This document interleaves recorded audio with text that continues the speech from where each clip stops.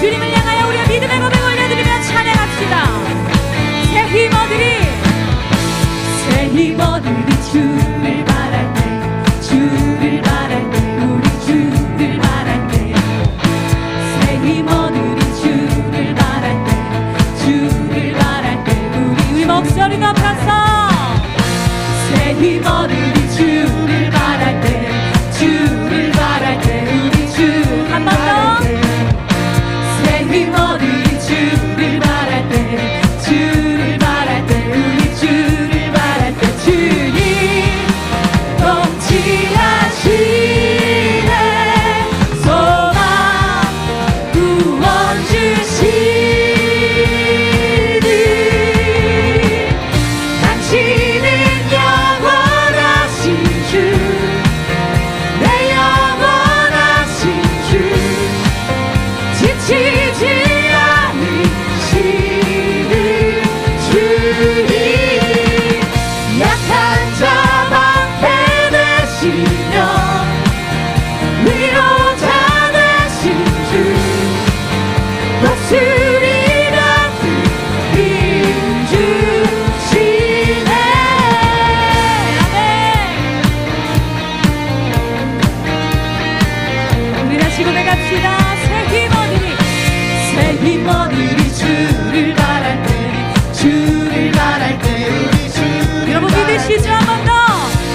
힘 얻으리 주를 바랄 때, 주를 바랄 때, 우리 주를 바랄 때, 주님 넘치하시네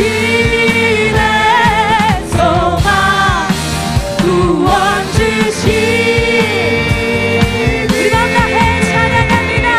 당신은 영원하신 주, 내 영원하신 주, 지치지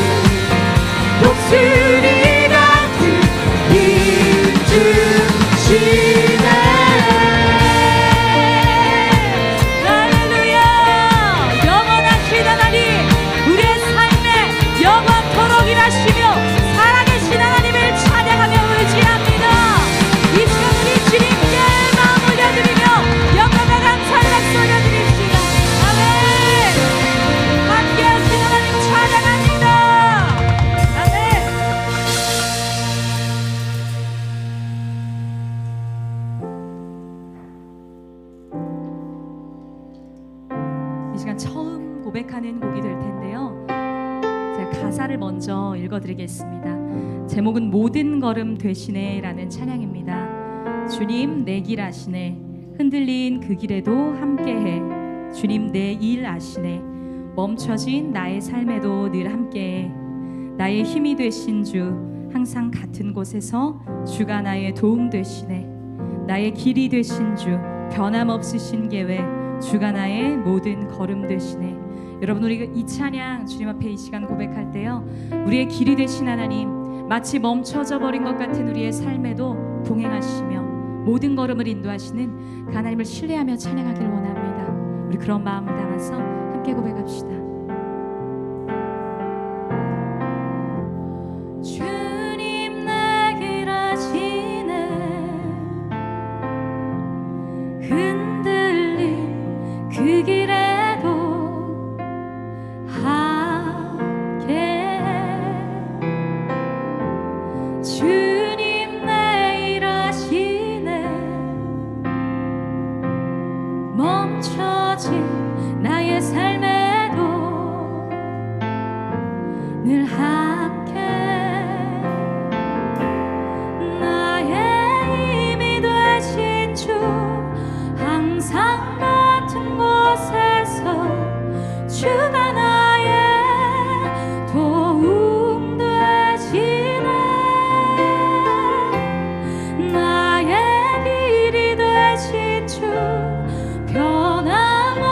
없으신 계획 주가 나의 모든 걸음 되시네.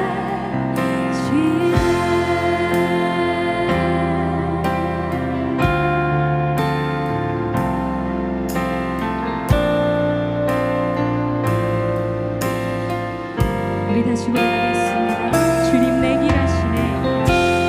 주님 내 길 하시네. 흔들린 그 길에도 함께. 주님 내 길 하시네. 멈춰진 나의 삶에도. 우리 한 번 더. 주님 내 길 하시네. 주님 내 길 하시네. 흔들린 그 길에도 함께. 주님 내 길 하시네. 멈춰진 나의 삶에도 늘 함께.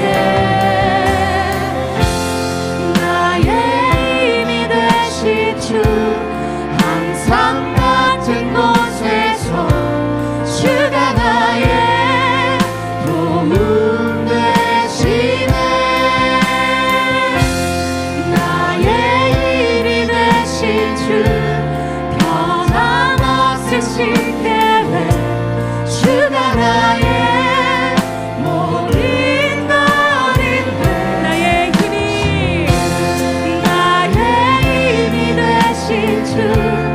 항상 같은 곳에서 주가 나의 도움 되시네. 나의 길이 되신 주 없으신 계획 주가 나의 모든 걸음 되시네.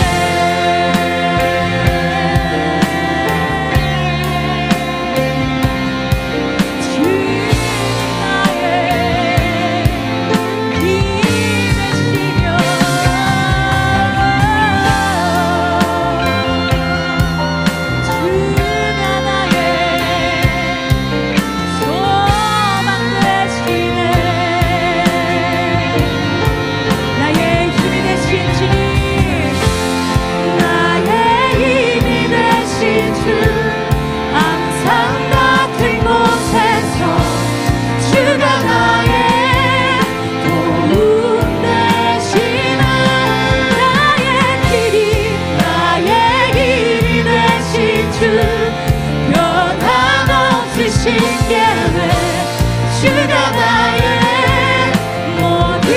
우리 한 번 더.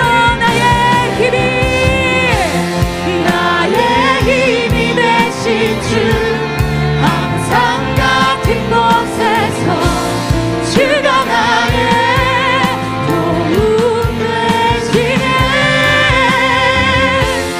나의 힘이 되신 주 변함없으신 계획 주가 나의 모든 걸음 되시.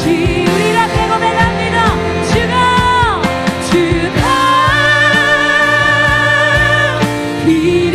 필요합니다. 주가 필요합니다. 내 상황 고치느니 주밖에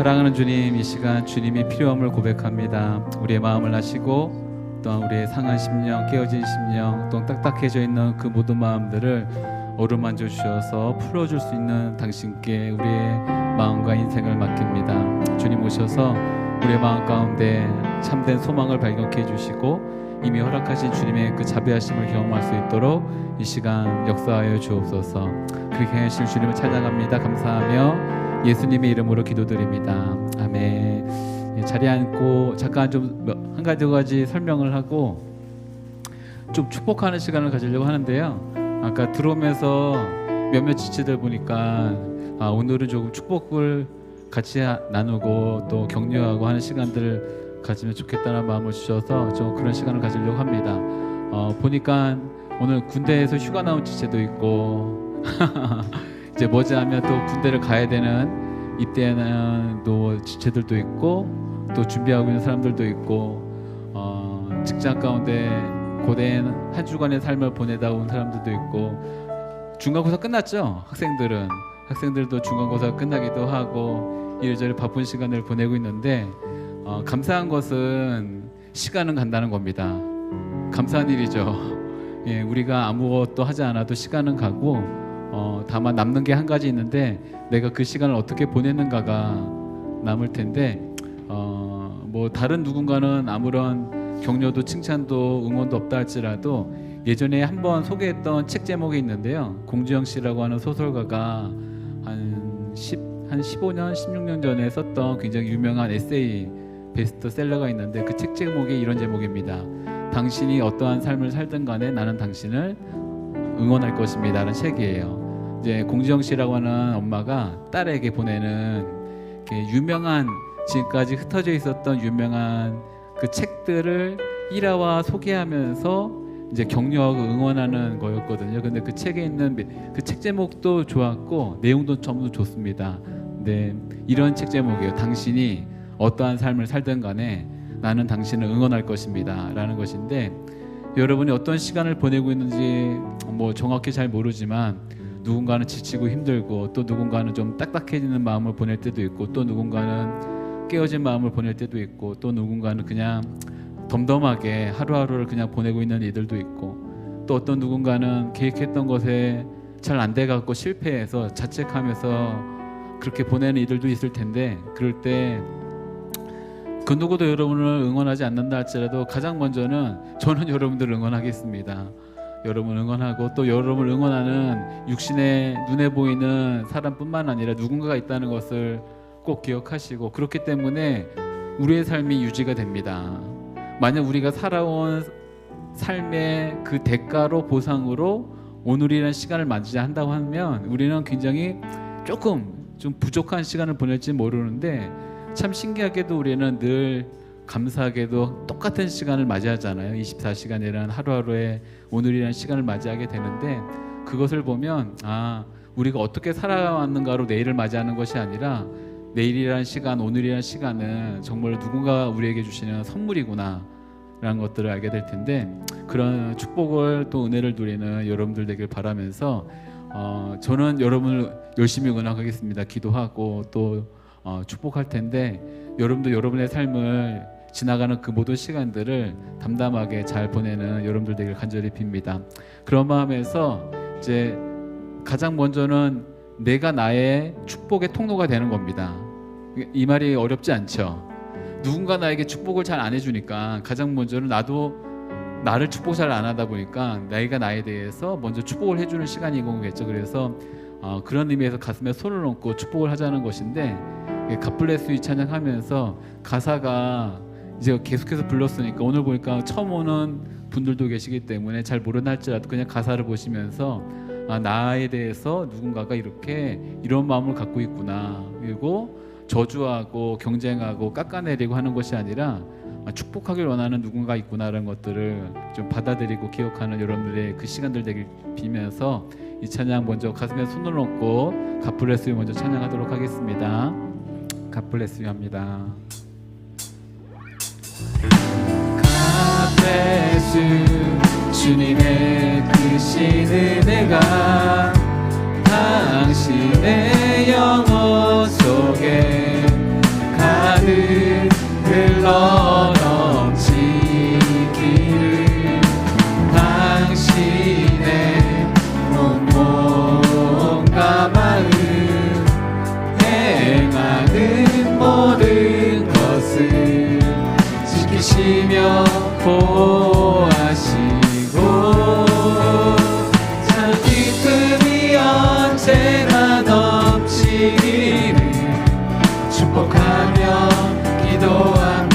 우리 서로를 한번 축복할까요? God bless you. 하나님이 당신을 축복하길 원하십니다. God bless you. God bless you. God bless you. God bless you. God bless you. God bless you. 우리 옆에 있는 사람들에게 먼저 이렇게 말합니다. 하나님이 당신을 축복하길 원하십니다. 한번 이렇게 하겠습니다. 하나님이 당신을 축복하길 원하십니다. 아멘. 네, 오늘 처음으로 그 공동체에 함께 성경 읽는 시간을 갖는 주여갖고 제 마음속에 몇 시죠? 아무튼 25분에는 축도를 해야겠다는 생각을 하고 지금 열심히 달려갈 겁니다. 그래서 오늘은 설교 후에도 적응 착용도 없고 그냥 그렇게 갈 생각이니까 저도 아무튼 최대한 빨리 열심히 달려보도록 하겠습니다.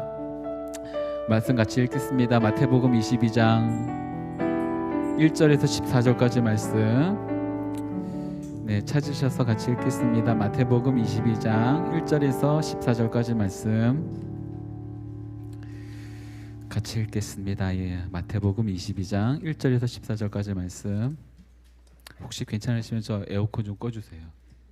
네, 같이 읽겠습니다. 예수께서 다시 비유를 들어 그들에게 말씀하셨습니다. 하늘나라는 자기 아들을 위해 진치를 베푸는 왕과 같다. 왕은 자기 종들을 보내 결혼잔치에 초대받은 사람들을 불러오게 했다. 그러나 그들은 오지 않겠다고 했다. 왕은 다시 자기 종들을 보내면서 말했다. 초대받는 사람들에게 내가 만찬을 준비했다고 전하라. 황소와 살찐 송아지를 잡았고 모든 것이 준비됐으니 어서 결혼잔치에 오시라고 하라. 그러나 초대받은 사람들은 들은 척도 하지 않고 제각기 가버렸다. 어떤 사람은 자기 밭으로 갔고 어떤 사람들은 장사하러 가버렸다. 그리고 또 다른 사람들은 그 종들을 붙잡아 모욕하고 죽이기까지 했다. 격분한 왕은 자기 군대를 보내 그 살인자들을 붙고 그들의 도시를 불태워 버렸다. 그리고 왕은 자기 종들에게 말했다. 결혼잔치는 준비됐으나 내가 초대한 사람들은 자격이 없다. 너희는 길거리로 나가 만나는 사람마다 잔치에 오라고 초대하라. 그래서 종들은 길거리에 나가 악한 사람이나 선한 사람이나 눈에 띄는 대로 사람들을 모두 모아들였다. 그렇게 해서 결혼잔치 자리는 손님으로 가득 차게 됐다. 그런데 왕이 손님들을 보려고 들어왔다가 거기 어떤 사람이 예복을 입지 않고 물었다. 이복의 친구, 그대는 어떻게 결혼 예복도 입지 않고 여기에 들어온 거요? 그는 아무 대답도 할 수 없었다. 그러자 왕이 종들에게 답했다. 이 사람의 손과 발을 묶어 바깥 어두운 곳으로 내쫓으라. 거기서 슬피 울며 이를 갈 것이다. 이와 같이 초대받은 사람은 많지만 초대받은 사람은 적다. 아멘. 또 시작하면서 아재 개그를 하려고 하다가 그냥 정직하게 원래는 이제 몇 년 전에 불과 몇 년 전에 하려고 했다가 그러면 또 이제 분위기가 썰렁해질 것 같아 갖고 결혼해서 신혼여행을 갔습니다. 몇 년 전에. 지금 은호의 표정이 굉장히 굳어져 있는데요. 어쨌든 몇 년 전에 뭐 십몇 년 전이든 몇 년 전이든 뭐 아무튼 몇 년 전이잖아요. 그래서 그때 신혼여행을 갔는데 이게 신혼여행하면 허니문 이 여행 자체가 굉장히 환상이 좀 있습니다. 사람들 좋은 데로 가고 하죠. 저희도 좋은 곳으로 갔습니다.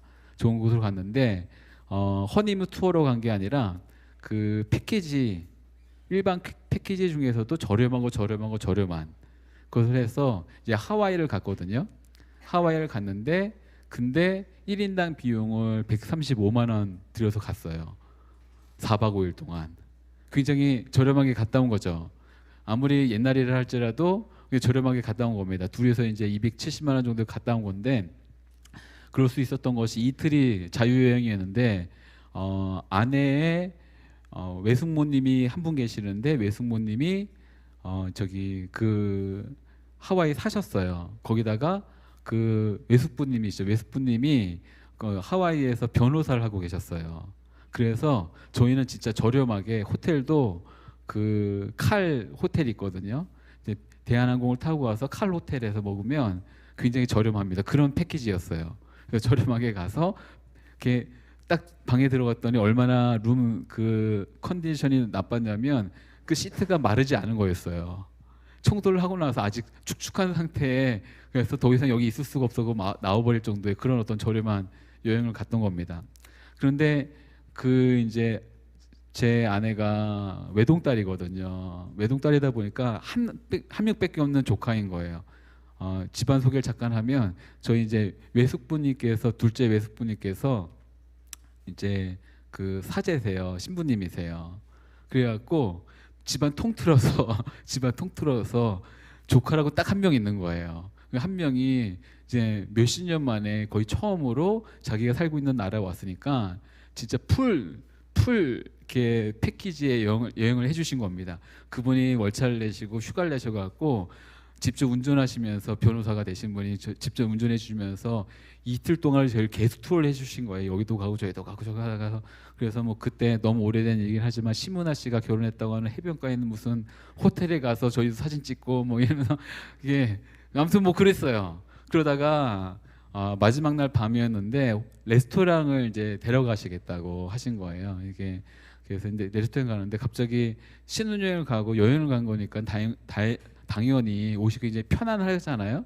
근데 이분들이 미처 말하지 못했다는 걸 깜빡했어요. 뭐냐면 제가 이제 아내도 저도 그러니까 반바지에 이렇게 하와이가 덥잖아요. 그러니까 이제 반바지에 좀 편안한 옷장을 입고 있었는데 긴 바지가 있냐, 자켓은 있냐 물어보더라고요. 그래서 그런 거 안 챙겨왔다고 하니까 이제 그분이 다시 쇼핑까지 하면서 옷을 챙겨주신 거예요. 이제 하다못해 운동화 그때 다 슬리퍼만 샌들이죠. 샌들 같은 거 신고 왔는데 운동화도 신어야 되고 해서 딱 가보니까 말로만 듣던 그런 레스토랑 있잖아요.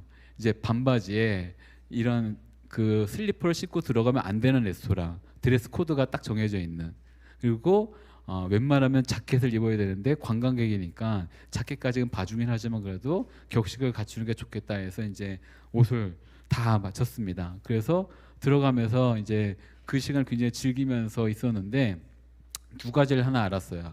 이 장소에 머물러 있기 위해서는 첫 번째는 입으면 안 되는 옷이 있는 것과 반대로 꼭 입어야 되는 옷이 있다는 것을 그때 알았습니다.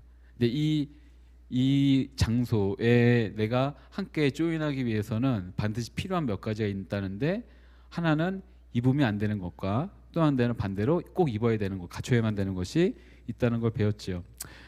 예수님이 하셨던 심판에 관련된 세 가지 비유, 연속된 세 가지 비유를 우리가 나누고 있는데 오늘은 이 옷과 관련된 특별히 이제 드레스 코드와 관련된 것입니다. 그곳에 들어가기 위해서는 그 옷을 유지하기 위해서는 반드시 맞춰야 되는 옷이 하나 있는데 입지 말아야 될 옷이 있고 입어야 되는 옷이 있는데 그 옷에 입을 자격이 없었던 사람이 입고 난 다음에도 그 옷을 어떻게 해야 되는 걸 알 수 있는 해야만 되는 걸 알 수 있는 굉장히 중요한 비유의 말씀인 것이겠죠. 특별히 오늘 말씀을 시작할 때 보니까 하나님 나라에 대해서 말씀하십니다. 이제 띄엄띄엄 13장 이후에 마태복음 13장 이후에 띄엄띄엄 왔었던 하나님 나라에 대한 비유에서 다시금 등장한 하나님 나라의 비유인데 예수님이 비유를 통해서 뭔가 예시를 통해서 하나님 나라를 설명해 주시고 있다는 것을 몇 번이나 계속해서 나눴었죠. 특별히 중요한 한 가지 사실은 하나님께서 은혜가 풍성하신 분이 그분께서 우리로 하여금 하나님을 먼저는 더 잘 알 수 있도록 허락해 주신다는 것과 그분이 함께하는 나라에 대해서 그분이 있는 곳에 대해서 어떤 곳인가에 대해서 더 잘 알 수 있도록 계속해서 말씀해 주시고 있다는 겁니다. 그러니 부족한 사람이 말을 전달하고 있긴 하지만 저 같은 사람이 아니라 그냥 성경 자체에 있는 말씀을 보면서 한 가지 기대하고 또 꿈꾸는 것이 한 가지 있다고 한다면 우리가 아직 가보진 못했지만 가게 될 바로 그 나라에 대해서 더 기대하고 동경하고 어떤 사모하는 마음들이 커지는 그런 시간들이 여러분 가운데 있기를 간절히 빕니다. 가장 놀라운 은혜라고 한다면 우리가 꼽을 수 있는 가장 놀라운 사건, 기적이라 말한다면 그것은 하나님이라고 하는 분이 창조주 되시고 주물주 되신 분이 인간의 몸을 입고 이 땅에 오셨다는 것입니다. 우리가 갖고 있는 저항이든 무지이건 몰리에이건 그 어떤 것에도 불구하고 우리 가운데 하나님의 나라를 또한 하나님을 알려주시기 위해서 이 땅 가운데 오셨다는 것이겠죠. 근데 이 가르쳐 주심이 학문이 막 뛰어나거나 이해력이 좋거나 혹은 신앙심이 아주 좋은 사람들만 깨달을 수 있는 말씀으로 우리 가운데 하나님과 하나님 나라를 알려주신 것이 아니라 누구든지 알 수 있는 아주 편안한 메시지로 굉장히 쉽게 우리 가운데 하나님과 하나님 나라를 알려주시고 있다는 것입니다. 예전에는 정말 제가 주일학교 다닐 때는 거의 매주 불렀던 찬양인데 요즘에 거의 안 부르는 찬양 중에 하나가 혹시 그 찬양 이거 굉장히 경쾌하게 불러야 되는데 그쵸? 돈으로도 못 가요. 돈으로도 못 가요. 하나님 나라 힘으로도 못 가요. 하나님 나라 거듭나면 오는 나라 거듭나면 오는 나라 하나님 나라 믿음으로 사는 나라 하나님 나라 2절 꼭 해야 돼. 벼슬로도 못 가요. 하나님 나라 지식으로 못 가요. 지식으로 못 가요. 하나님 나라 거듭나면 가는 나라 거듭나면 가는 나라 하나님 나라 믿음으로 가는 나라 가는 나라 하나님 나라. 네, 가사가 굉장히 단순하죠. 돈으로도 못 가요. 지식으로도 못 가요. 뭐 나이로도 못 가요. 힘으로도 못 가요. 다 못 가요. 굉장히 단순합니다. 세상의 모든 종교의 구원은 돈으로 갑니다. 세상의 모든 종교는 구원 얻을 때 힘으로 갑니다. 그가 살아왔던 어떤 행적으로 갑니다. 그가 보여주었던 어떤 보상과 이런 것들로 갑니다. 근데 하나님 나라는 벼슬로도 못 가고 지식으로도 못 가고 돈으로도 못 가고 힘으로도 못 간다고 부르는 이 단순한 찬양, 너무 쉬운 찬양입니다. 너무 쉬운 고백이고 너무 쉬운 어떤 믿음인 것이겠죠. 우리 가운데 이런 어떤 단순한 내용을 자꾸 잊어버리니까 예수님이 쉽게 계속해서 반복해서 말씀해 주십니다. 그리고 성령님께서는 오셔서 우리의 어두워질 수 있는 마음들, 시간이 지나면 지날수록 자꾸 찾게 되는 인간적인 어떤 보상들, 그리고 힘이고 돈이고 아니면 경쟁이요 권력이요 이런 것들 추구하게 되는 우리의 어두운 마음들을 이렇게 밝혀주십니다. 그래서 때로는 뇌성을 바라고 산을 떨게 하시는 그분의 강력한 음성이 때로는 우리 가운데 세미한 음성으로 이렇게 와서 알려주시는 것이겠지요. 주님은 분명 우리 각자의 캐릭터를 너무나 잘 아시는 분이십니다. 그렇기 때문에 각 사람에 맞게 말씀하실 것입니다. 하나님이 말씀하시는 통로는 다양합니다. 누군가는 노래를 좋아한다면 그 노래의 가사와 어떤 그 찬양의 의미를 통해서 여러분에게 말씀하실 것이고, 누군가는 어떤 누군가의 메시지를 듣는 걸 좋아하는 사람이 있다고 한다면 그 메시지를 통해서 말씀하실 것이고, 누군가는 사색하고 이 말이 굉장히 조심스럽네요. 그런 사람이 있겠죠. 어떤 사색하고 생각하고 하는 걸 좋아하는 사람이 있다고 한다면 그런 사람을 통해서 말씀하실 것이고, 또 사람을 좋아하고 관계 가운데 안정감을 갖기를 원하는 사람이 있다고 한다면 사람을 통해서 하나님 끊임없이 여러분 가운데 말씀해 주실 것입니다. 그렇기 때문에 주님이 주실 말씀을 듣고 하나님 나라에 대해서, 하나님에 대해서 조금씩 더 분명하게 알아가는 여러분들 되길 간절히 빕니다. 오늘 말씀의 비유의 마지막에 조금 무서운 말씀들이 있었는데 이 말씀을 갖다가 저는 이렇게 여러분에게 설명을 드립니다. 이미 기독교인이 된 사람에게 주는 하나님의 준엄한 어떤 경고의 메시지라고 받아들이면 좋을 것 같습니다. 오늘 말씀 같이 다시 한번 봅니다. 2절부터 4절까지 말씀인데요. 2절부터 4절까지 말씀 같이 읽습니다. 2절부터 4절입니다. 시작. 하늘나라는 자기 아들을 위해 결혼잔치를 베푸는 왕과 같다. 왕은 자기 종들을 보내 결혼잔치에 초대받은 사람들을 불러오게 했다. 그러나 그들은 오지 않겠다고 했다. 왕은 다시 다른 종들을 보내면서 말했다. 초대받은 사람들에게 내가 만찬을 준비했다라고 전하라. 황소와 살찐 송아지를 잡았고 모든 것이 준비됐으니 어서 결혼잔치에 오시라고 하라. 아멘. 우리말 오늘 성경 읽었던 성경에서는 하늘나라는 자기 아들을 위해 결혼잔치를 베푸는 왕과 같다라고 했는데, 다른 번역, 다르게 한 번역 성경에서, 특별히 새 번역이라는 성경에서는 이 부분을 이렇게 번역했습니다. 하늘나라는 자기 아들의 혼인잔치를 베푼 어떤 임금과 같다입니다. 어떤 임금. 왜 어떤 임금에 대해서 강조를 하냐면 조금 더 좋은 표현이고 오늘 우리가 가져야 될 가장 깊은 관심을 가져야 되는 표현이기 때문입니다. 어떤 임금과 같다. 그래서 이 어떤 임금이 펼쳐지고 있는 이 상황들을 이해할 게 아니라 이 어떤 임금은 어떤 분인가를 이해하는 것이 오늘 우리가 맞아들인 이 말씀을 가장 심도 깊게 다루었던 부분이라는 것이겠지요. 이 어떤 임금은 분명 어떤 목적이 하나 있는 겁니다. 어떤 목적이 있어서 무슨 일을 하고 있는데 그 목적이 무엇인가라고 보니까 오늘 왕자의 결혼잔치를 베푸는 거였어요. 자기 아들을 위해 결혼잔치를 베푸는 왕인 겁니다. 그래서 지금 왕이 하고자 하는 첫 번째 목적은 무엇이냐면 이 결혼잔치에 사람들을 초대하는 것이 아니라 결혼잔치에 사람들을 초대해서 자신의 아들을 영화롭게 하는 것이 이 왕의 첫 번째 목적입니다. 이 목적을 잃어버리면 저희는 이 말씀을 굉장히 오해하게 됩니다. 그런데 이 말씀의 목적을 저희가 기억하면서 끝까지 보신다고 한다면 말씀을 오해하지 않을 수 있을 것 같습니다. 말씀의 이 왕의 어떤 왕의 목적은 자기 아들을 위해 결혼잔치를 베푸는 것이고 그 결혼잔치를 통하여서 자기 아들이 영광스럽게 영화로움을 받는 게 하는 것이 이 결혼잔치의 목적입니다. 그렇기 때문에 그 목적에 맞게 모든 과정을 준비합니다. 왕자의 결혼식이기 때문에 그 왕자의 결혼식에 맞는 결혼식의 잔치의 규모를 준비하는 것뿐만 아니라 그 결혼식 잔치에 맞는 사람들을 초대한다는 것입니다. 그러니까 많은 사람들 누구나를 초대하는 것보다 먼저 된 목적은 무엇이냐면 왕자 자신의 아들을 영화롭게 만드는 것이 이 왕의 가장 첫 번째 목적이었다는 것이겠지요. 요한복음 5장 23절에 이렇게 말씀이 있습니다. 요한복음 5장 23절 말씀인데요. 같이 찾아서 읽도록 합니다. 자막으로도 있으니까 같이 읽겠습니다. 시작.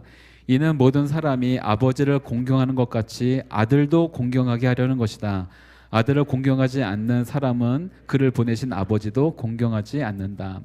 이것이 하나님의 뜻이고 그리고 아버지의 목적입니다.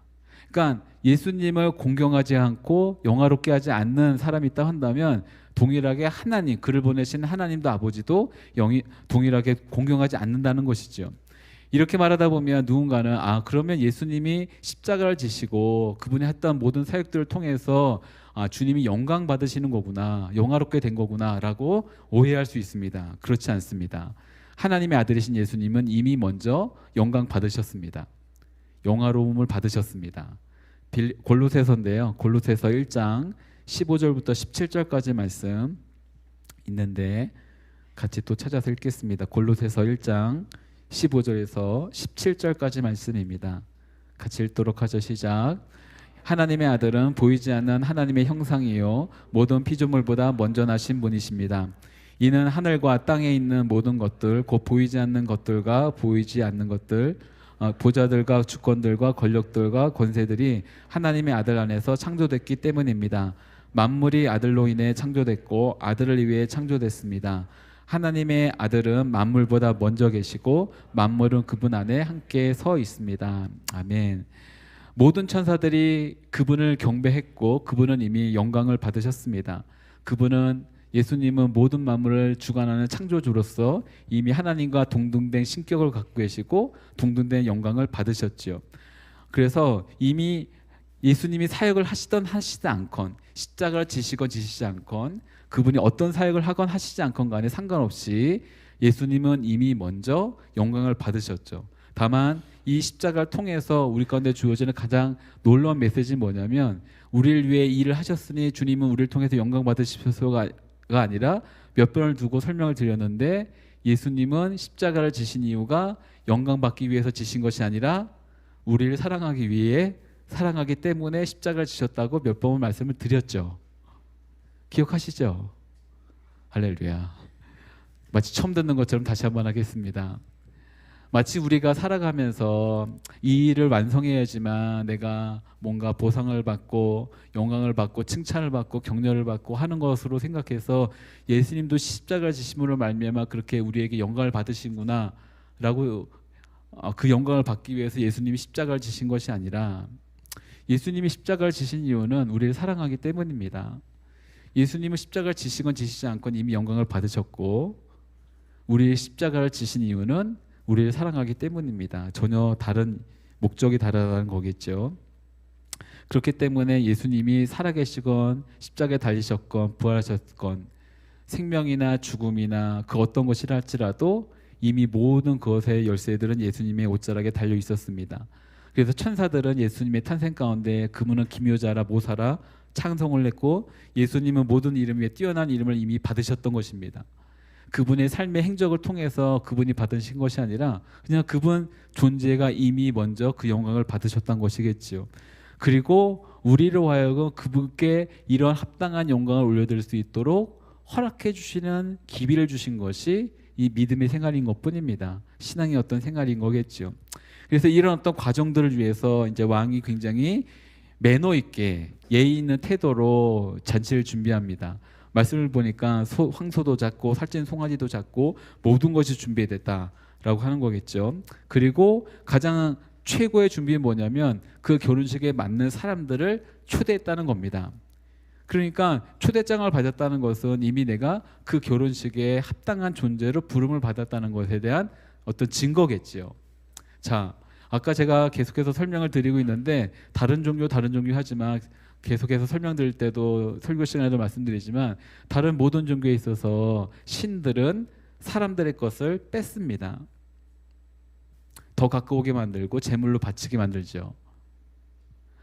여러분이 만약 왕이고 왕의 아들을 위해서 잔치를 벌인다고 한다면 백성들에게 요구를 하지 초청하고 귀변으로 모시면서 그들에게 주지는 않을 것입니다. 주는 뭐 선물을 주겠죠. 근데 선물보다는 더 많은 무언가를 갖고 오게 만드는 것이 이 당시뿐만 아니라 모든 시대의 권력가들과 힘을 가진 이들이 하는 일들이었습니다. 그런데 하나님은 여기 있는 이 왕은 어떤 임금은 우리가 생상할 수 있는 어떤 그런 모습이 아니라 정반대입니다.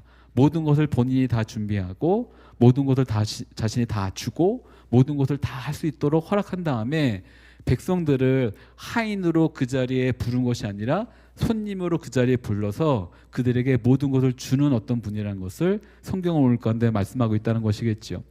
근데 이 잔치 가운데 사람들의 반응이 참 이상합니다. 왕의 이런 예의 있고 매너 있는 행동 가운데 정반대의 행동들을 보이는 것이죠.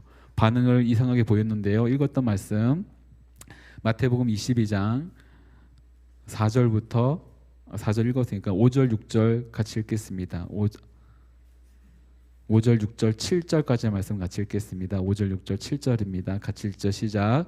그러나 초대받은 사람들은 들은 척도 하지 않고 제각기 가버렸다. 어떤 사람은 자기 밭으로 가고 어떤 사람은 장사하러 가버렸다. 그리고 또 다른 사람들은 그 종들을 붙잡아 모욕하고 죽이기까지 했다. 격분한 왕은 자기 군대를 보내 그 살인자들을 죽이고 그들의 도시를 불태워 버렸다. 기쁨을 방해하는 심각한 어떤 장애물이 등장했는데 그 장애물은 무엇이냐면 그 초청 가운데 요구한 것도 아니라 그냥 초청인 것뿐인데 달라고 한 것이 아니라 주기 위한 어떤 자림에도 불구하고 거부하는 사람들이 등장했다는 것입니다. 관심이 없는 것뿐만 아니라 싫어하는 거죠. 그러니 왕이 보낸 하인을 죽이기까지 했다는 것입니다. 이런저런 이유를 내밀어서 아주 예의 없게 행동하는 어떤 모습들을 보게 됐죠. 그러니 이제 왕은 이 가운데 계속해서 오라고 초청했지만 오지 않게 되자 다른 사람들을 이제 보내게 됩니다. 만약 여러분이 이런 말씀을 준비하다가 말도 안 되는 상상을 했는데요. 여러분이 좋아하는 연예인이 있다고 치죠. 연예인이 없을 수도 있어요. 있을 수도 있고 여러분이 좋아하는 누군가 있는데 그 사람이 결혼을 하는데 여러분에게 초대장을 보냈어요. 그럼 여러분 갈 건가요? 안 갈 건가요? 안 가나요? 오면 모든 것도 다 준다는데 음식도 주고 기념품도 주고 우리는 축의금 같은 거 받지 않겠다고 말하고 하는데 여러분 안 갈 건가요? 극소수의 이제 어떤 패밀리에 이런 어떤 모임이 들어갈 수 있는 정도의 어떤 초대장을 받았어. 그래도 안 갈 건가요? 생업이 바빠서. 여러분도 비슷한 사람이군요. 알겠습니다. 어쨌든 그렇죠. 저 같으면 달려갈 겁니다. 예. 제가 여러분들이 이렇게 말하는 것과 막상 눈앞에서 봤을 때 그 반응이 보이는 것이 다르기 때문에 그냥 하는 얘기예요.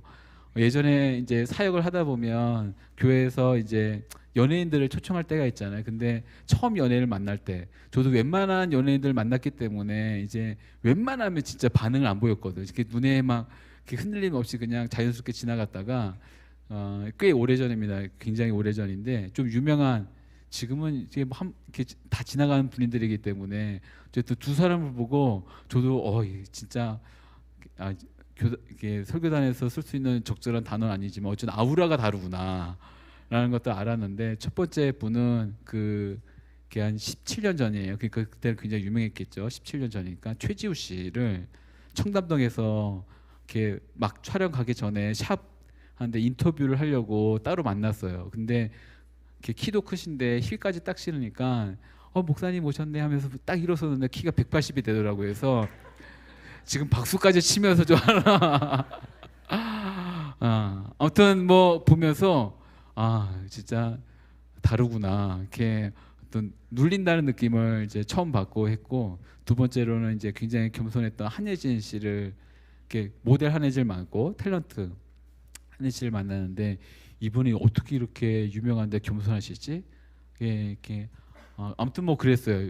얼굴은 진짜 제 주먹보다 작은데 있을 건 다 있더라고요. 그래서 참 주님 불공평하시다라는 마음을 이렇게 했었었는데, 이제 이런 분들이 초대를 하고 하는 데는 제가 지금까지 봤을 때 눈앞에서 거절한 사람을 본 적이 없었거든요. 그 전에는 막 이런 데가, 근데 그분이 뭐 초대 당장 하시죠 뭐 이렇게 일어서는 걸 보니까 사람들의 마음이 참 그렇다라는 것들을 느끼게 됐는데, 어쨌든 모든 걸 다 준비하고 모든 것을 다 주겠다고 하시는 그분의 잔치 가운데 그 잔치 자체가, 초대 자체가 우리의 어떤 위치를 알려주는, 존재에 대한 것을 알려주는 것임에도 불구하고 순응하지 않았던 사람들 보게 될 때 그 다음에 이제 왕이 하는 행동이 독특합니다. 읽었던 말씀 8절부터 10절까지 말씀인데요. 8절부터 10절까지의 말씀입니다. 같이 읽도록 하죠. 시작. 그리고 왕은 자기 종들에게 말했다. 결혼잔치는 준비됐으나 내가 초대한 사람들은 자격이 없다. 너희는 길거리로 나가 만나는 사람마다 잔치에 오라고 초대해라. 그래서 종들은 길거리에 나가 악한 사람이나 선한 사람이나 눈에 띄는 대로 사람들을 모두 모아들였다. 그렇게 해서 결혼잔치 자리는 손님으로 가득 차게 됐다. 아멘. 저는 이 말씀 보다가 이게 굉장히 처음에는 불편했습니다. 악한 사람이나 선한 사람이나. 그래서 막 머릿속에 떠올랐어요. 이러니까 교회가 욕을 먹는 거 아닌가. 그러니까 강도나 도둑이나 다 그냥 교회 오며 예수님 믿으며 구원받는다고 말한다니까 사람들이 다 그렇게 되는 거 아닌가. 이렇게 교회가 너무 편하게 하는 거 아닌가라는 생각들을 좀 가졌습니다. 그런데 감사한 사실은 악한 사람이나 선한 사람이나 그가 살아왔던 삶의 행동으로 그가 받을 수 있는 구원이 결정된다고 한다면 제가 감히 말씀드리는데 우리 모두는 아마 아무도 구원을 받지 못할 것입니다. 여러분보다 나이가 좀 더 많은 제가, 목사로 살아왔던 시간이 더 긴 제가 여러분보다 좀 더 착하게 살았기 때문에 저는 구원을 받는다고 생각한다면 그건 착각일 것입니다.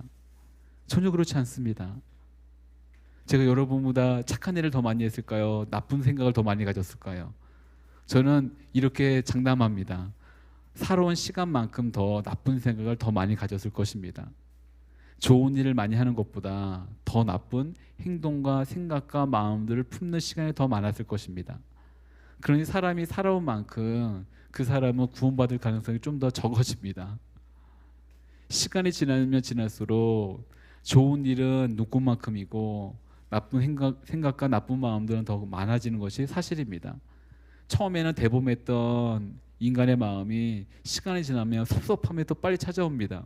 그래서 제가 나이가 드는 분들에게 이런 용어를 쓰면 안 되지만 목사가 섭섭마귀가 들어갔네, 섭섭마귀가 들어갔어.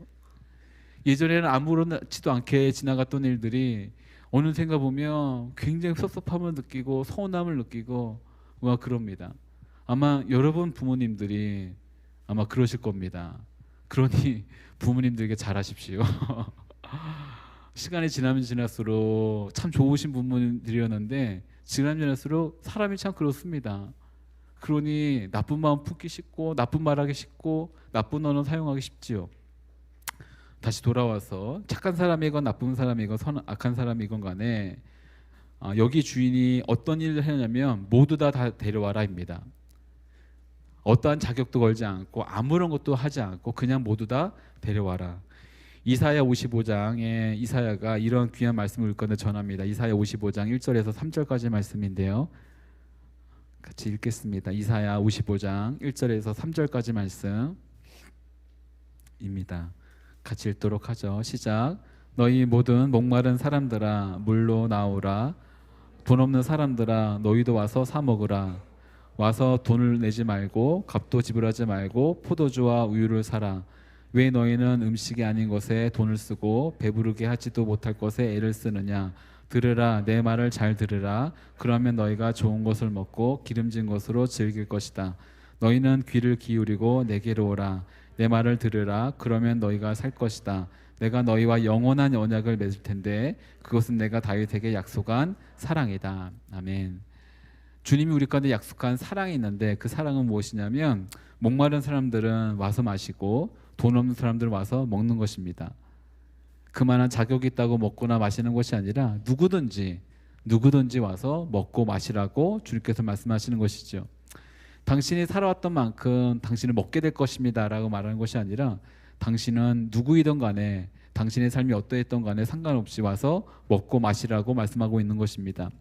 그런데 오늘 말씀에 이제 마무리하면서 악하다라고 하는 이 표현이 결국에는 그 사람이 끝까지 이 삶을 버리지 않는 것을 알게 되는 한 사건을 만나게 됩니다.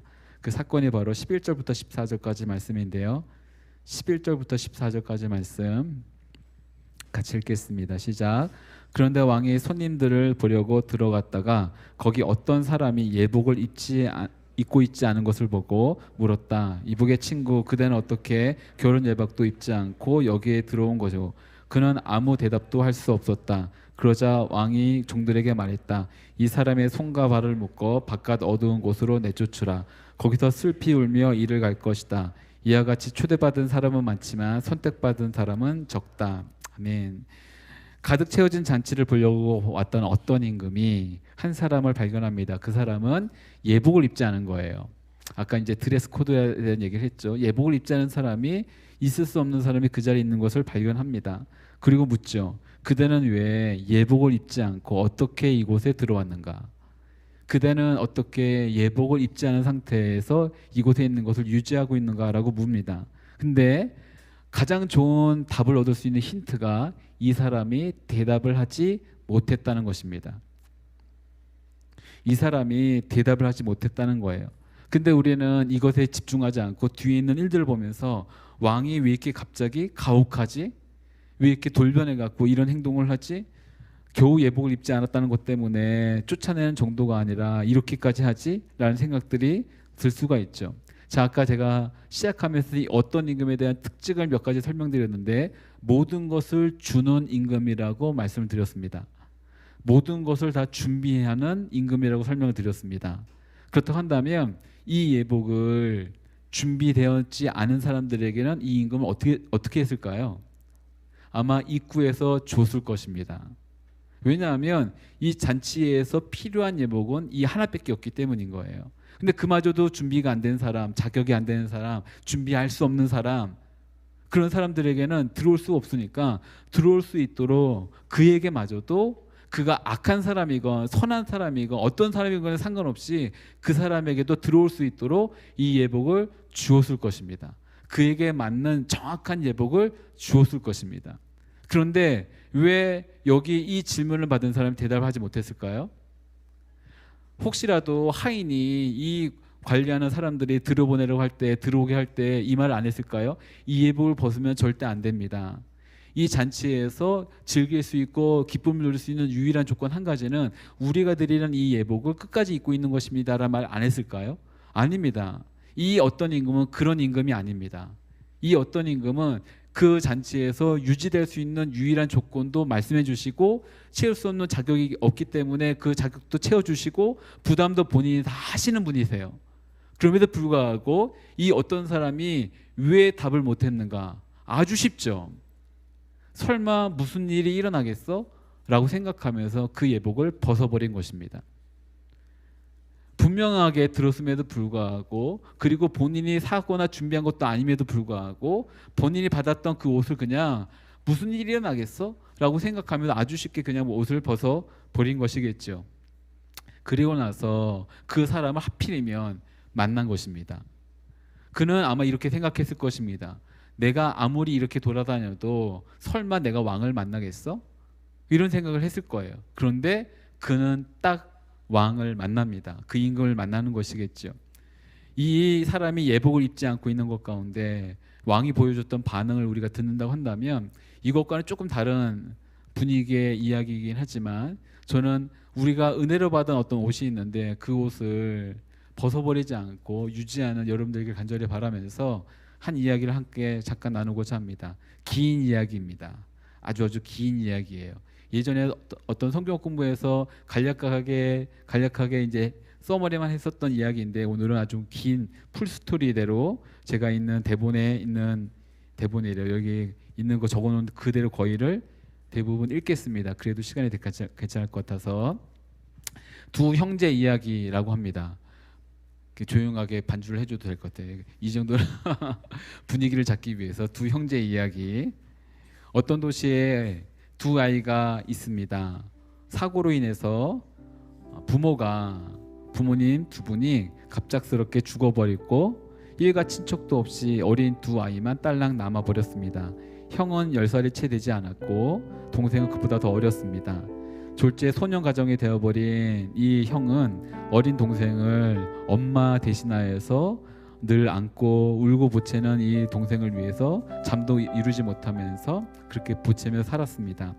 형은 엄마 아빠 일찍 잃어버린 불쌍한 동생을 생각하면서 자기 자신을 생각할 겨를 없이 울 겨를도 없이 옷가지나 빵 조각 한 가지 얻어 다니면서 본인도 배고프면서도 동생을 먼저 챙겨주었습니다. 그러나 10살짜리 어린아이가 감당하기에는 이들의 삶의 무게가 너무나도 어려웠고 힘든 시간이었죠. 몇 년을 견디다가 그 힘이 다 소진되었을 쯤에 형은 다행히 교회로 인도함을 받습니다. 그리고 삶의 무게를 짓누르는 것 가운데 헤어나지 못할 때 주님께 나아가게 됐고 그는 삶에 또 다른 어떤 만족을 주는 한 분을 만나게 됐던 것입니다. 상황이 바뀐 것은 없었지만 그러나 그들은 즐거움으로 교회 생활을 할 수 있었습니다. 그런데 이 이야기는 만들어낸 이야기입니다. 그런데 믿음이 꼭 형과 동생이 같을 수만은 없었던지 형의 신앙은 점점 자라났지만 동생은 형과 같지 않았습니다. 동생이 어릴 때는 형을 따라 교회를 잘 다녔지만 청소년기가 되고 점점 방황적으로 변해갔지요. 하나님이 우리를 사랑했으면 왜 우리를 이렇게 가난하게 놔두시겠어? 하나님이 우리를 정말 사랑하셨다고 한다면 왜 우리 부모님을 이렇게 데려가셨겠어? 라고 생각하면서 말하면서 교회를 멀리하게 됐고 그 결과 어둠을 더 가깝게 하게 됐고 악한 친구들과 어울리기 시작했습니다. 동생은 거침없이 죄를 짓고 끝이 없는 방황의 길을 들어서게 됐고 그런 동생을 두고 형은 날마다 기도를 하면서 동생으로 인해 염려로 한숨도 잘 수 없는 시간들을 많이 보내게 됐습니다.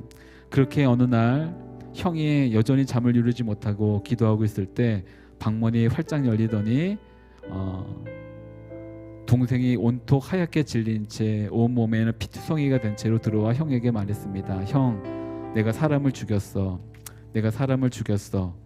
그 동생은 악한 친구들과 어울려서 마약을 하고 또 범죄를 저지르다가 결국 살인까지 하게 된 것입니다.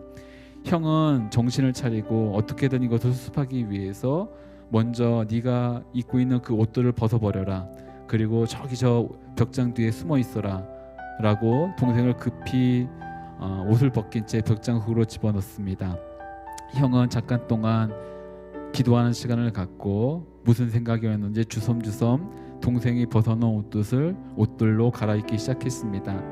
형이 그 옷을 다 입었을 때쯤에 문 밖에서는 거친 발자국 소리가 들렸고 문짝이 떨어져 나가듯이 경찰들이 들어와서 그 사람에게 말했습니다. 이 사람이 바로 살인한 사람이다. 이 피 묻은 옷을 봐라. 이것이 그의 증거다 라고 말하며 강하게 그를 내리치고 마치 그를 질질 끌고 가듯이 데리고 갔습니다. 사건은 아주 참혹했기에 그 누구의 동정도 받지 못했고 재판도 신속하게 진행되었습니다. 판사는 검사는 이렇게 말합니다. 그때 어디 갔었어? 네 놈이 한 짓이지. 이런 어떤 질문 가운데 형이 했던 대답은 한 가지입니다. 예, 제가 그 죄를 지었고 그 벌을 받아야만 합니다.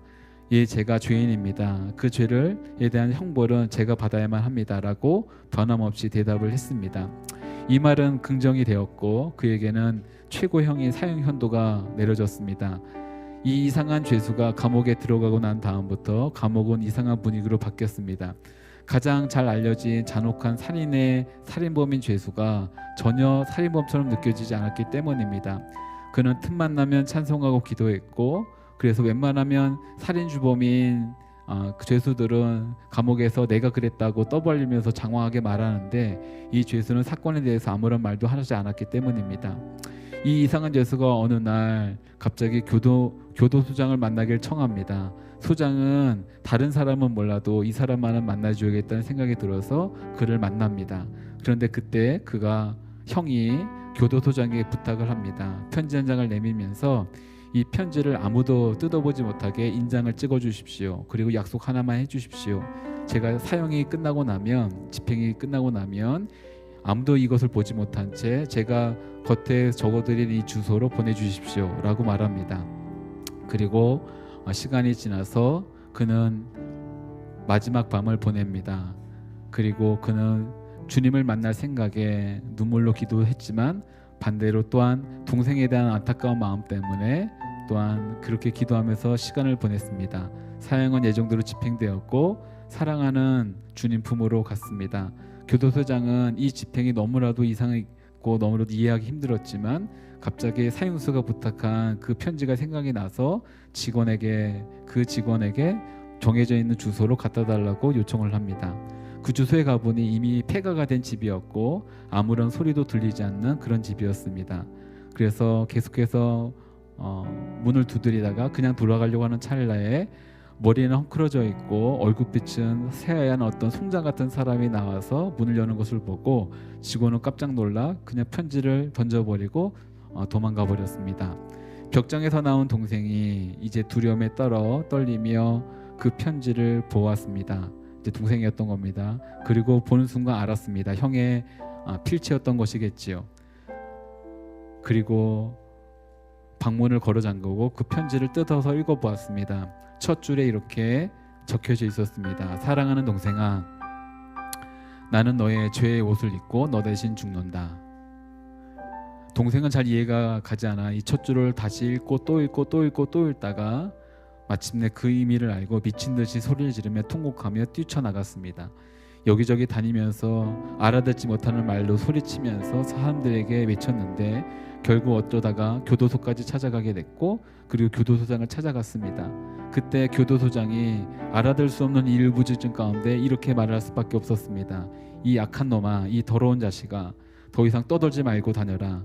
넌 이제 이 죄와 상관이 없다. 내 형은 이미 죽었고 이미 대가를 지불했고 너와는 이미 상관이 없으니 너는 당장 나가라.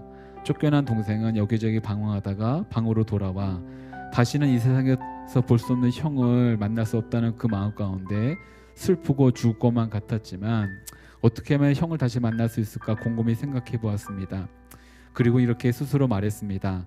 나는 당연히 지옥 갈 놈이지만 내 형은 정말 천국 갈 자격이 있었어. 나에겐 가능성이라고는 전혀 없지만 형은 정말 날 이끌어줄 수 있었어. 주님, 내가 형을 만날 수 있게 형이 있는 곳으로 날 좀 데려다 주세요 라면서 기도를 했습니다. 그날 밤 그는 말로만 들었던 십자가를 이해하는데 어려움이 없었습니다. 형이 죽었을 때 나는 이미 다른 사람이 되었던 것이겠지요. 그리고 형이 남긴 건 이제 이 낡은 옷 한 벌과 편지밖에 없었습니다. 그래서 편지를 다시 한번 읽어보려고 편지를 폈는데 첫 번째 줄에 다시 한번 읽어봤습니다. 사랑하는 동생아, 나는 너의 죄의 옷을 입고 너 대신 죽는다. 그리고 나서 이제 둘째 줄이 보였습니다. 이제 너는 나의 옷을 입고 나 대신 살아라. 이제 너는 나 대신 나의 옷을 입고 살아라. 형의 죽음이 자신의 죽음임을 분명했고 그렇기 때문에 형은 자신의 이름을 죽은 것이기 때문에 자신은 지금까지 동생은 지금까지 갖고 있었던 모든 물건들과 속옷들과 옷들을 불로 태웠습니다. 그리고 형이 입었던 옷을 입고 형이 했던 것과 동일하게 살려고 노력을 했습니다. 교회에 다시 나가기 시작했고 일자리를 찾기 시작했고 형과 똑같이 살려고 노력을 했습니다. 그런데 어느 날 시간이 지나 예전에 함께 어울리던 놀던 악을 행하던 무리들이 찾아와서 그가 입고 있는 옷자락을 당기면서 말했습니다. 야, 너 명이 길구나, 재수 좋은 놈이구나, 살았으면 다시 즐겨야지, 따라와 라고 말하니 옷자락을 끄는 그 이들에게 동생이 이렇게 대답을 했습니다. 이 옷 주인은 그런 짓 하지 않았어. 이 옷 주인은 그런 말 하지 않았어. 이 옷 주인은 그런 데 가지 않았어. 이 옷을 벗어버리면 이전에 찾아왔던 이들의 유혹에 그런 말을 하고 그런 데를 가고 그런 짓을 하는데, 나에게 아무런 자격이 없는데 불구하고 그 옷을 입혀줬던 분의 그 말을 기억하면서 이렇게 말을 합니다. 이제 벗지 않으려고 노력을 하는 거죠. 이렇게 말을 합니다. 이 옷 주인은 그런 말 하지 않았어. 이 옷 주인은 그런 데 가지 않았어. 이 옷 주인은 그런 짓 하지 않았어. 크리스천의 삶이 어떤가라고 말한다면, 우리가 아무런 자격이 없음에도 불구하고 우리에게 옷을 입혀주신, 성경에 끊임없이 말하는 그 그리스도라고 하는 옷을 입으신 분이 하셨던 그분의 삶을 살아가는 것입니다. 그분은 소리를 치지 않으셨습니다. 그분은 폭력을 행사하지 않으셨습니다. 그분은 무언가 자기의 권리를 주장하지 않으셨습니다. 그분은 마땅히 내가 누려야 될 것이라고 우리 가운데 말씀하지 않으셨습니다. 그분은 나에게 더 달라라고 착취하지 않으셨습니다. 그분은 그런 언어들을 사용하지 않으셨습니다. 그분은 그런 곳에 가지 않으셨습니다. 우리가 만약 지금 이 땅에서 그분의 나라를 경험하는 그 잔치 가운데 초대받아서 우리가 입을 수 없었던 그 옷을 입고 있다고 한다면 딱 한 가지만 하면 됩니다. 그냥 그 옷 입고 있으면 됩니다. 그 옷 입고 있으면 됩니다. 그리고 이 옷 주인이 어떻게 살았는가를 성경을 통해서 배우면 됩니다. 불륜도 찾아와서, 야, 이렇게 하면 답답하지 않겠어? 소리 좀 질러. 네 권리 좀 주장해봐. 뭔가 네가 할 수 있는 거 좀 이렇게 뺏어와봐. 남들 다 그렇게 하잖아. 속이고 그렇게 살아봐. 너만 손해보며 살 게 뭐야? 라고 말하며 찾아오는 이들 가운데 이렇게 말하는 것입니다. 내가 입고 있는 이 옷의 주인은 그런 말 하지 않았어. 그런 데 가지 않았어. 그런 짓 하지 않았어. 비록 이 옷이 남루해 보이고 거추장스럽고 나랑 안 맞는 것 같더라도, 근데 이 옷을 입고 있으면 모든 것을 누립니다. 사랑하는 여러분의 남은 모든 인생 가운데 그 옷을 계속해서 입고 있는 여러분들께 간절히 빕니다. 그러면 우리가 감히 초대받을 수 없었던 바로 그곳에서 우리가 감히 누릴 수 없었던 그 모든 것을 누리는 바로 그 시간들이 여러분 가운데 허락될 것입니다.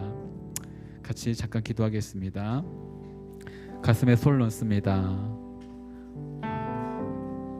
그냥 여러분 자리에 앉아서 그냥 기도하겠습니다. 이렇게 같이 기도하겠습니다. 짧게 이렇게 기도하면 됩니다. 주님, 나는 의의 옷을 입을 수 있었던 사람이 아닙니다. 구원의 옷을 입을 수 있었던 사람이 아닙니다.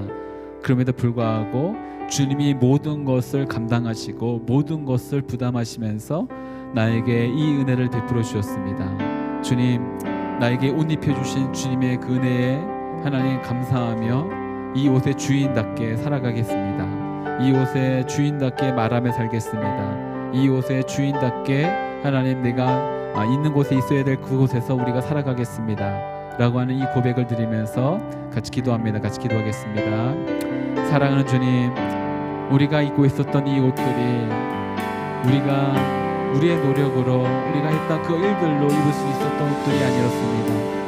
그러나 주님은 우리를 위해서 우리를 사랑하시기 때문에 우리에게 은혜로 이 옷을 베풀어 주심을 감사합니다. 하나님, 이제 시간이 지나 간혹 가다가 우리가 살아가는 어떤 그때에 우리가 한테 찾아와서 우리를 옷을 끌으며 또다시 유혹하는 그 말들과 어떤 일들이 있을 때, 하나님, 우리가 겸손하지만 단호하게 또한 담대하게 이렇게 말합니다. 이 옷의 주인은 예수 그리스도께서는 그런 말들을 하지 않으셨어. 이 옷의 주인은 예수 그리스도께서는 그런 데 가지 않았어. 이 옷의 주인은 그리스도께서는 그런 행동하지 않았어. 하나님, 우리가 주님을 닮아가는 인생 되기를 원합니다. 우리가 초대받지 않았던 바로 그곳에서 우리가 누릴 수 없었던 그 평강과 자유를 누리며 마땅히 우리가 입고 있어야 될 그 옷을 벗지 않고 끝까지 주님만을 바라보며 나가는 인생 될 수 있도록 주님 축복하여 주옵시고 인도하여 주옵소서. 무너지기 쉬운 우리의 이 모든 결단 가운데 주님, 성령님 오셔서 우리의 삶을 붙잡아 주옵시고 날마다 이 귀한 고백으로 우리를 옷 입혀 주시며 이끄시는 주님의 인도하심을 따라 살아갈 수 있도록 주님 함께하여 주옵소서. 사랑하는 주님, 우리에게 아무런 자격 없었던 우리에게, 아무런 것도 주님 앞에 보여드릴 수 없었던 우리에게 오직 주님의 은혜로 말미암아 당신의 구원하심과 자유케 하심과 또한 참된 은혜를 베풀 수 있는, 은혜를 경험할 수 있는 인생으로 초대해 주셔서 감사합니다. 왕의 나라에서, 그 잔치에서 우리가 유지해야 될 한 가지, 바로 그리스도로 옷 입는 것입니다. 그 옷을 벗지 않는 것입니다. 그리고 그분을 따라 닮아가는 인생을 살길 원하는 것입니다.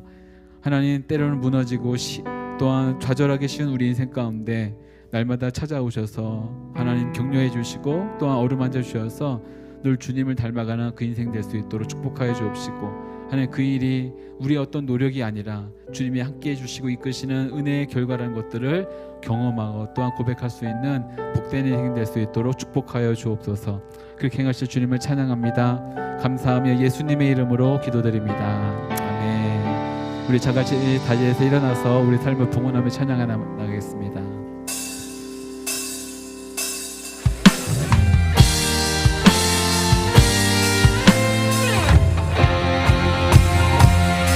이 땅에 하나님 영광 노하는 그런 나라가 되게 하소서.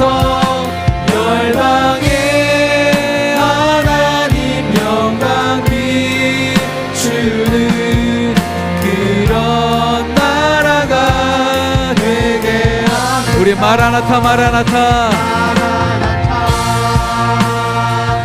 마라나타.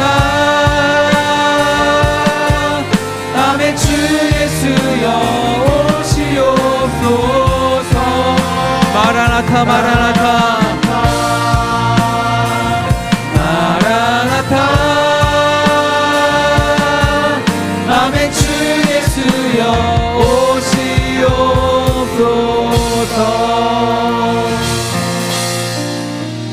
사랑하는 주님, 주님께 우리의 삶을 내어 맡기는 그 귀한 인생 가운데 축복하여 주옵시고, 무엇보다 주님 인도하신 가운데 순종하며 나가길 원하는 그 인생 가운데 주님 당신의 능력으로, 또한 무엇보다 거룩과 성결의 능력으로, 또한 사랑의 능력으로 옷 입혀 주셔서 날마다 주님을 닮아가는 복된 인생 될 수 있도록 주님 이끌어 주옵소서. 받은 은혜 감사하여 구별된 예물을 주 앞에 드리며 나갑니다. 이것이 사용되어질 모든 곳들마다 주님의 나라가, 또한 주님의 나라의 그 기쁨이, 또한 평강이 온전히 전달되고 또한 선포되어지는 장엄한 역사가 있게 하여 주옵소서. 이제는 우리 주 예수 그리스도의 은혜와 하나님 아버지의 친령할 수 없는 사랑하심과 성령님의 교통하심과 역사하심이 오직 주님의 그 잔치 가운데 참여하기 위해 우리에게 옷 입혀 주신 그리스도를 벗지 않고 날마다 주님과 동행하길 원하는 이 자리에 고개 숙인 모든 하나님의 사람들 머리 위에, 또한 이 자리에 함께하지 못했지만 동일한 마음을 품고 주님을 섬기고 있는 우리 드림워십 지체들 머리 위에, 선교사님과 그 가정과 모든 선교지 위에 지금부터 영까지 함께하시기를 간절히 축원하옵나이다. 아멘. 우리 예수님의 이름으로 기도드립니다. 예수 이름 높이 세 능력의 그 이름. 예수 이름 높이 구원의 그 이름. 예수 이름을 부르는 자, 예수 이름을 믿는 자, 예수 이름 앞에 나오는 자 복이 있도다. 우리 하나님께 큰 영광과 감사의 박수를 드립니다. 할렐루야.